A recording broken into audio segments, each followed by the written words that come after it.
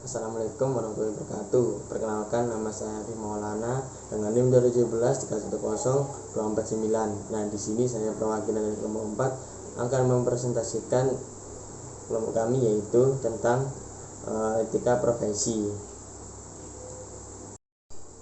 Nah, di sini ada menjaga kerahasiaan organisasi dan klien atau pemberi kerja.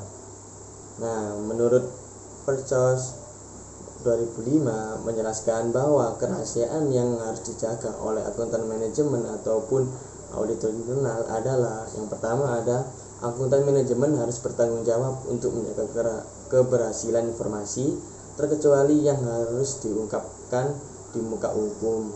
Nah, yang kedua ada akuntan manajemen harus bertanggung jawab menyampaikan informasi kepada semua pihak yang terkait dengan penggunaan informasi yang rahasia. Kemudian yang terakhir ada akuntan manajemen harus bertanggung jawab untuk menahan diri dari penggunaan informasi yang rahasia. Kemudian yang menurut Felipe tahun 2012 menjelaskan bahwa kerahasiaan yang harus dijaga oleh seorang akuntan adalah, khususnya akuntan eksternal ataupun independen, ialah menjaga kerahasiaan informasi dalam hubungannya dengan pihak ketiga. Yang kedua, menjaga kerahasiaan informasi dari yang diperiksa dalam hubungan dengan masyarakat umum. Kemudian, menghindarkan konflik kepentingan yang berkaitan dengan informasi dari yang diperiksa. Kemudian, menjamin kerahasiaan kertas kerja pemeriksaan klien. Nah, dari uraian di atas tampak jelas bahwa seorang akuntan profesional ialah akuntan manajemen ataupun auditor internal ataupun auditor eksternal menjaga kerahasiaan perusahaan ataupun kliennya sebagai bagian dari etis mereka. Kerahasiaan tersebut dapat dibatalkan atau ditinggalkan karena berhadapan dengan kewajiban hukum. Kemudian di slide selanjutnya ada, bila dikaitkan dengan layanan lain yang diberikan di luar layanan audit, maka demi menjaga sikap independen dari akuntan, auditor eksternal yang melakukan audit di suatu perusahaan dilarang oleh SOX untuk: yang pertama, melakukan jasa pembukuan atau jasa lainnya yang terkait dengan pencatatan akuntansi atau pelaporan keuangan. Yang kedua, memberikan layanan perancangan dengan penerapan sistem informasi keuangan. Kemudian yang ketiga, ada memberikan layanan jasa aktuaris dari perusahaan yang diperiksa dan lain sebagainya. Ada di buku halaman 553. Kemudian larangan ini dimaksudkan untuk memperbaiki sikap etis dari para akuntan, khususnya auditor eksternal yang telah tercederai dengan sikap yang tidak independen serta merugikan masyarakat sebelum dipubliskan. Nah, saat ini SOX telah diadopsi di berbagai negara sebagai untuk menentukan dan mengatur pengelolaan perusahaan secara baik dan tak lazim yang disebut dengan corporate good governance. Sekian dari presentasi saya. Selanjutnya akan dilanjutkan oleh rekan saya. Terima kasih. Baik, terima kasih atas kesempatannya. Perkenalkan, nama saya Nurtami Ningtyas dengan NIM 2017 310261. Di sini saya akan menjelaskan mengenai nilai-nilai etika dan standar perilaku pada akuntan profesional yang terdiri dari 5. Yang pertama adalah kredibilitas, yang kedua adalah kompetensi, yang ketiga adalah integritas, yang keempat adalah kejujuran, dan yang kelima adalah objektivitas. Untuk kredibilitas sendiri merupakan nilai yang sangat penting dimiliki akuntan profesional dalam memberikan layanan kepada masyarakat. Yang kedua adalah kompetensi, merupakan faktor fundamental bagi profesi akuntansi. Apabila tingkat kompetensi yang tinggi dapat memberikan keuntungan yang sangat kompetitif. Yang ketiga adalah integritas. Integritas sangatlah penting karena dapat menjamin layanan akuntan profesional dapat dikerjakan secara jujur dan teliti. Yang keempat adalah kejujuran, merupakan standar yang mengandung unsur akurasi, kecermatan secara tidak langsung yang berkaitan dengan perolehan, pengukuran, pelaporan, dan pembuatan suatu informasi. Yang kelima adalah objektivitas, merupakan standar yang bebas dalam memilih dasar-dasar pengukuran dan pengungkapan sehingga tidak menimbulkan kekeliruan bagi pihak yang dilayani. Selanjutnya adalah pertimbangan dan nilai-nilai. Apabila pertimbangan nilai-nilai dan standar perilaku tersebut, seorang angkutan profesional terjadi kesalahan dalam pembuatan pertimbangan mengenai penilaian, maka kredibilitas profesi akan tergantung pada nilai-nilai etika pribadi dan profesional dari setiap anggota, serta kualitas pertimbangan yang dibuat dalam menghadapi tugas dan kegiatannya, khususnya apabila profesi akuntan tersebut mengalami dilema etika. Sekian dari saya, selanjutnya akan dijelaskan oleh rekan saya. Baik, terima kasih atas kesempatannya. Perkenalkan, nama saya Titin Sarungalo, NIM 2017-310270. Di sini saya akan melanjutkan presentasi dari rekan saya, dan yang saya jelaskan yaitu mengenai sumber nilai etika dan standar perilaku. Sumber dan nilai-nilai etika dan standar perilaku ini terdiri dari 3. Yang pertama yaitu kode etik, yang kedua yaitu hukum dan jurisprudensi, dan yang ketiga yaitu bila aturan dan hukum tidak membantu sebagai sumber etika dan standar perilaku. Kode etik, yang mana aturan etika dari organisasi profesi akuntan dan kantor akuntan serta pemilik perusahaan merupakan referensi yang penting. Kemudian, aturan-aturan lain juga relevan sebagai referensi, seperti ketentuan-ketentuan dari asosiasi perdagangan, ketentuan dari pemerintah, dan lain sebagainya. Yang kedua yaitu hukum dan jurisprudensi. Akuntan profesional juga dapat mengacu pada kasus-kasus hukum serta dari para ahli hukum atau pengacara untuk menginterpretasikan kewajiban hukumnya bila mau mempertahankan pendapatnya. Terdapat 2 alasan dalam menerapkan standar hukum dalam permasalahan etika. Yang pertama yaitu hukum biasanya tertinggal atas apa yang secara kuat dipandang dan diinginkan oleh masyarakat sebagai suatu yang etis. Yang kedua, yang lebih penting lagi bahwa suatu yang legal itu belum tentu etis. Demikian pula standar hukum, moral, dan etis itu sesuatu yang berbeda. Yang ketiga yaitu bila aturan hukum tidak membantu sebagai sumber etika dan standar perilaku. Seringkali para akuntan profesional menghadapi situasi di mana aturan etika tidak cukup membantu permasalahan yang dihadapinya, namun seringkali para akuntan tersebut hanya sendirian dalam memecahkan permasalahannya. Dan bila seperti itu, maka ia sebaiknya menggunakan seorang penasihat hukum sebagai bahan dalam pertimbangan. Nah, poin selanjutnya yaitu faktor-faktor yang mempengaruhi seorang profesional dalam menghadapi dilema etika. Seorang profesional, termasuk seorang akuntan, dalam melaksanakan tugas dan kegiatannya seringkali berhadapan dengan dilema etika. Dilema etika ia sendiri ialah suatu situasi di mana seorang profesional tidak memiliki atau membuat suatu keputusan yang benar-benar benar atau salah. NCPL 2009 merangkum dan menjelaskan bahwa faktor-faktor yang berpengaruh terhadap seorang profesional dalam mengambil keputusan bila menghadapi dilema etika ada 3. Yang pertama atribut pribadi, atribut kontekstual, dan yang ketiga atribut permasalahan. Yang pertama atribut pribadi.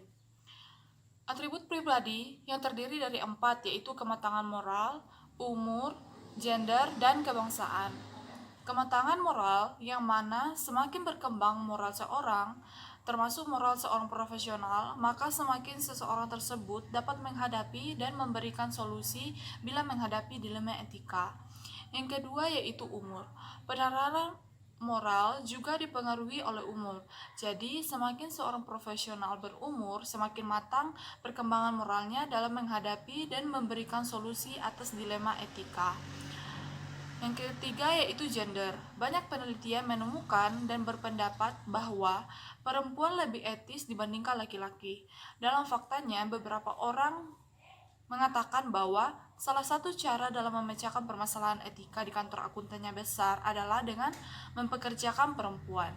Yang keempat yaitu kebangsaan. Akuntan dari kebangsaan yang berbeda-beda sungguh memiliki persepsi yang berbeda-beda tentang apa yang etis dan yang tidak etis, karena kode etik antar negara itu berbeda-beda. Ya, sekian presentasi dari saya. Atribut selanjutnya akan dilanjutkan oleh rekan saya yaitu Nur Pratiwi. Sekian dan terima kasih. Terima kasih atas kesempatannya. Nama saya Nur Pratiwi Dwi Ariyanti dengan NIM 273. Di sini saya akan melanjutkan presentasi dari rekan saya. Saya akan menjelaskan tentang atribut kontekstual dan atribut permasalahan. Yang pertama, atribut kontekstual. Atribut kontekstual terdiri dari yang pertama, budaya nasional. Budaya nasional memiliki dampak yang sangat besar pada kecenderungan etis para akuntan, melebihi budaya etika yang ada di dalam perusahaan itu sendiri. Yang kedua, ada budaya organisasi. Budaya organisasi juga mempengaruhi budaya etis. Ada hubungan yang jelas antara budaya organisasi dalam kantor akuntan yang besar dengan kecenderungan etis. Yang ketiga, ada kelompok atau peran. Grouping adalah sekelompok orang dalam organisasi yang sangat berpengaruh dalam mengambil keputusan maupun dalam jalannya organisasi. Grouping ini memiliki dampak yang baik, bisa juga memiliki dampak yang buruk. Kelompok di mana akuntan itu berada akan mempengaruhi cara pikir para akuntan individu menghadapi dan memecahkan dilema etika. Selanjutnya ada bingkai linguistik atau bahasa.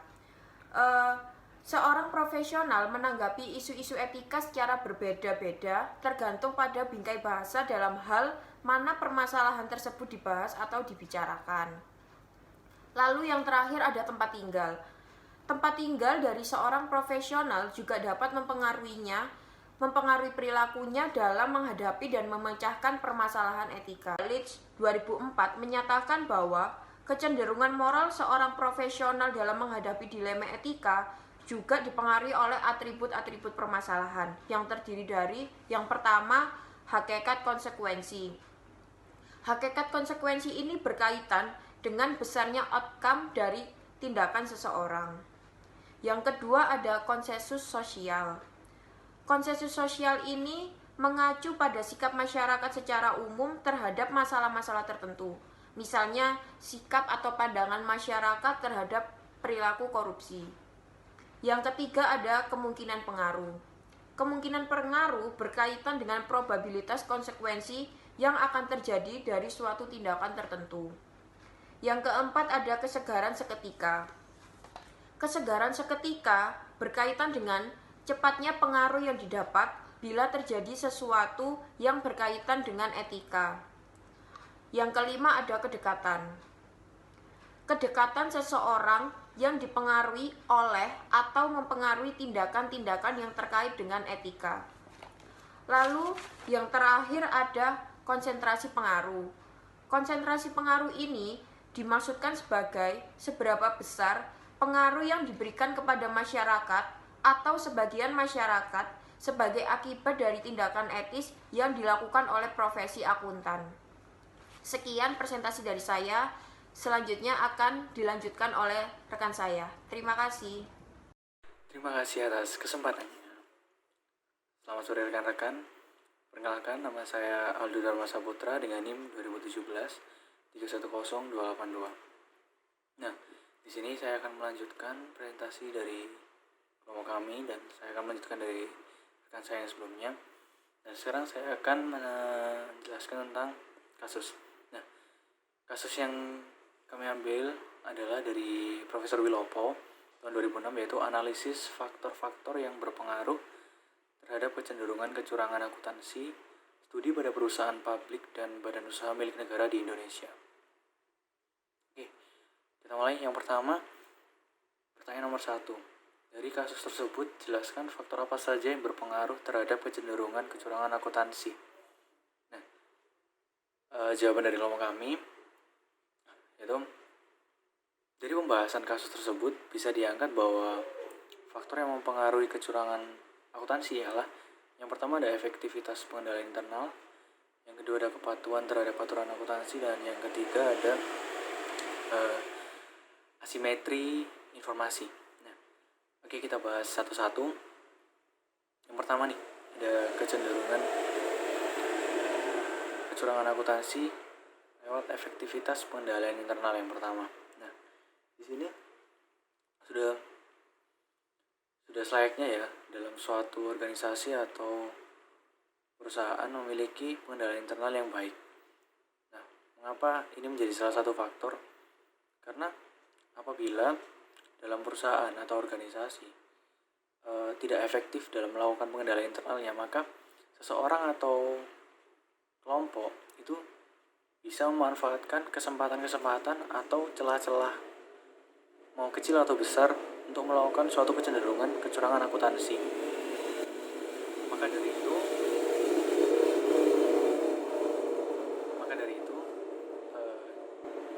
faktor efektivitas pengendalian internal ini juga sangat penting dalam mempengaruhi kecenderungan kecurangan akuntansi. Lalu yang kedua ada kepatuhan terhadap aturan akuntansi. Nah, di sini kita sebagai akuntan dan kita akan mempunyai profesi sebagai akuntan itu sudah mempunyai standar tersendiri. Mungkin dari kita juga, dari profesi akuntan juga mempunyai kode etik sendiri-sendiri juga. Nah, di sini kita dalam menyiapkan suatu laporan keuangan atau dalam mungkin menyiapkan suatu laporan keuangan, itu kan kita juga memiliki standar sendiri dari IAI juga. Lalu ada dari SPAP, itu ada kode etik yang harus, aturan-aturan yang harus kita patuhi juga. Nah, di sini apabila kita sendiri itu tidak melakukan sesuai dengan aturan akuntansi, maka akan terjadi namanya kecenderungan kecurangan akuntansi juga. Dari hasilnya sendiri, dari kita tidak mengikuti aturan akuntansi itu, maka hasilnya juga akan berbeda. Kita tidak mengikuti aturan akuntansi, lalu hasil laporan keuangannya akan berbeda juga. Nah, itu akan menimbulkan suatu kecurangan akuntansi. Mungkin labanya akan dinaikkan untuk menarik investor dan lain sebagainya. Lalu yang ketiga, yang terakhir ada asimetri informasi. Nah, dari yang terakhir ini kita bahas dari artinya sendiri. Dari asimetri informasi itu adalah suatu keadaan di mana agent mempunyai informasi yang lebih banyak tentang perusahaan dan prospek yang di masa yang akan datang dibandingkan prinsipal. Nah, di sini mengapa asimetri informasi menunjang kecenderungan seseorang dalam melakukan kecurangan akuntansi. Nah, asimetri informasi ini memang sangat memberi peluang kepada pihak yang mempunyai informasi lebih untuk memberikan informasi yang tidak sesuai dengan keadaan sebenarnya dalam bentuk kecurangan akuntansi itu sendiri. Nah, contoh konkretnya nih, sering terjadi dalam pemerintahan kita, di mana pihak dewan pengelola itu pasti lebih banyak mengetahui dan lebih detail mengetahui rinci-rinci apa saja yang dilakukan dalam hasilnya laporan keuangan itu sendiri. Nah, dibandingkan dengan pihak pengguna eksternal, dalam artian di sini adalah kita, masyarakat. Dewan pasti mengetahui secara detail laporan keuangan, karena dewan itu juga ikut serta dalam pembuatan itu atau dalam suatu kegiatan gitu. Nah, ini dari korupsi itu kan juga mulainya dari sini kan, dimana asimetri informasi itu mereka para dewan itu mengetahui lebih banyak daripada kita masyarakat yang istilahnya mengetahuinya hanya sedikit. Nah, dari situ tiba-tiba mengetahui labanya segini atau pemasukannya segini, pengeluarannya segini. Nah, dari situ akan mengakibatkan kecenderungan kecurangan akuntansi. Lalu dari pihak eksternal sendiri, dari kita masyarakat itu informasinya lebih sedikit. Akhirnya para dewan atau dari pihak internalnya yang memiliki asimetri informasi itu lebih banyak, mereka akan leluasa dan berkesempatan lebih untuk manipulasi laporan keuangan yang disajikan, karena kita itu jadi masyarakat nggak ikut. Misalnya dari laporan keuangan, misalnya dari undang-undang sendiri misalnya, atau aturan-aturan, tiba-tiba dari pemerintah mengurangi ini atau menambah ini, dan kita hanya tahu hasil jadi aja. Nah, seperti itu asimetri informasi. Kita kurang mengetahui informasi, tapi pihak pemegang kekuasaan itu tahu lebih detail dan lebih rincinya. Oke, selanjutnya pertanyaan kedua. Di sini mengapa faktor besarnya kompensasi tidak mempengaruhi seseorang untuk tidak cenderung melakukan kecurangan akuntansi, tetapi sebaliknya.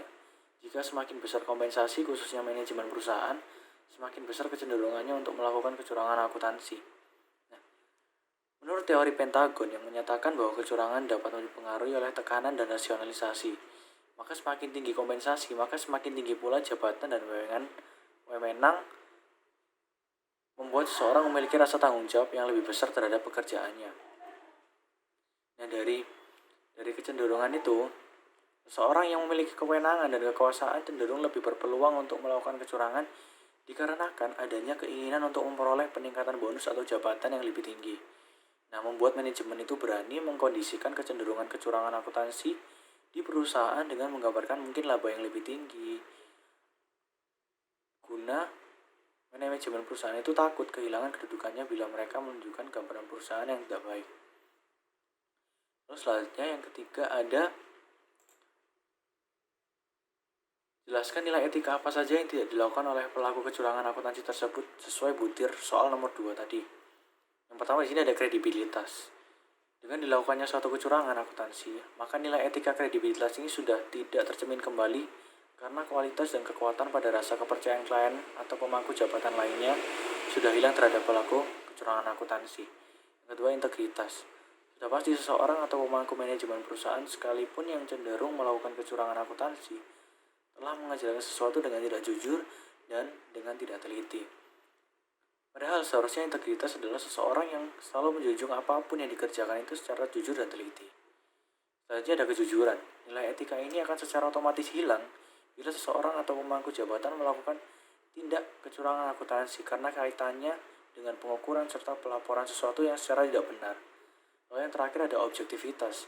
Arti dari nilai ini sendiri adalah sesuatu yang tidak mengandung bias atau terbebas dari bias. Namun apabila seseorang yang memiliki kecenderungan untuk melakukan kecurangan akuntansi pasti sudah melakukan sesuatu yang mengandung bias dan tidak independen lagi. Nah, oke, sekian presentasi dari saya dan sekian juga presentasi dari kelompok kami. Kurang lebihnya kami mohon maaf dan terima kasih. Selanjutnya akan dilanjutkan dengan saya tanya jawab.